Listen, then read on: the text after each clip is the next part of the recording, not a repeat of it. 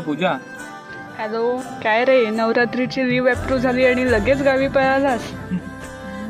अगं होय तर मला सांग, मी तुला डिस्टर्ब तर नाही ना केलंय? अरे नाही रे, मला वाटलं होतं तू कॉल करशील. बरं ते सगळं सोड, नवरात्रीच्या तुला खूप साऱ्या शुभेच्छा. अगं तुला माहिती आहे, आज नवरात्रीचा पहिला दिवस आणि पहिला दिवस हा शैलपुत्रीचा असतो.